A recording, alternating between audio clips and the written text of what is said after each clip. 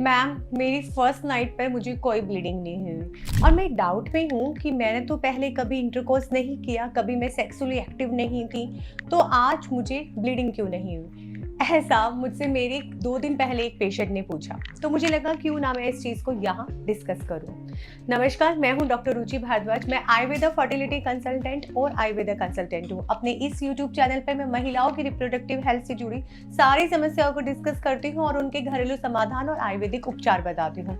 आज हम बात करेंगे महिलाओं को लेकर, जो फर्स्ट नाइट को लेकर यानी कि पहले सेक्सुअल एक्टिविटी को लेकर, पहले इंटरकोर्स को लेकर जो मिथ है। सबसे बड़ा मिथ होता है हाइमन का ब्रेक होना। ज्यादातर लोग इस चीज को लेकर डाउट में होते हैं कि फर्स्ट टाइम जब रिलेशन रखते हैं तो ब्लीडिंग होना यानी कि झिल्ली टूटना, हाइमन ब्रेक होना जरूरी होता है और उसी से पता चलता है कि वो महिला वर्जिन है और उसने फर्स्ट टाइम सेक्स किया है। देखिए, ये एक बहुत बड़ा मिथ है। फीमेल्स का हाइमन उनकी बॉडी टाइप के ऊपर डिपेंड करता है। इंटरनल ओज से पहले एक दीवार होती है, एक झिल्ली होती है जो कि स्ट्रेचेबल होती है। कई महिलाओं में वो थिन होती है और कई महिलाओं में वो थिक होती है। जो वो थिन होती हैं, तो जो महिलाएं फिजिकल एक्टिव होती हैं, स्विमर्स होती हैं, स्पोर्ट्स प्लेयर होती हैं, क्लाइंबिंग करती हैं, बहुत साइकिलिंग करती हैं या जंपिंग एक्टिविटीज में होती हैं, तो उनकी स्ट्रेच होकर ब्रेक हो जाती है।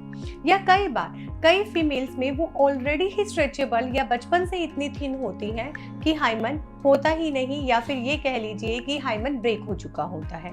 तो ये धारणा बनाना गलत है कि फर्स्ट इंटरकोर्स के दौरान पेन होगा ही होगा और ब्लीडिंग होगी।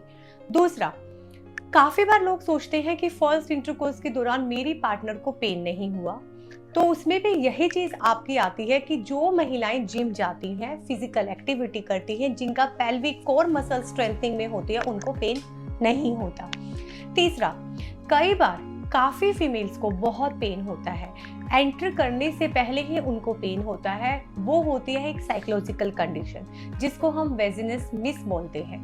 इस कंडीशन में फीमेल कंफर्ट नहीं होती अपने पार्टनर के साथ। ज्यादातर देखा गया है इंडियन फीमेल्स में कि शादी और फिजिकल इंटीमेसी को ही एक शादी का मेन वो माना जाता है बेस। तो अगर फीमेल का कंसेंट और कंफर्ट नहीं है तो डेफिनेटली वो कंफर्ट नहीं है और उसकी साइकोलॉजिकल कंडीशन जो होती है वो एक ऐसी चीज कर लेती है कि जो नीचे की मसल्स इनवॉलेंट्री होती है उसको टाइट कर लेती है, जिससे कि सेक्सुअल डिस्कम्फर्ट होता है और बहुत पेनफुल सेक्स होता है।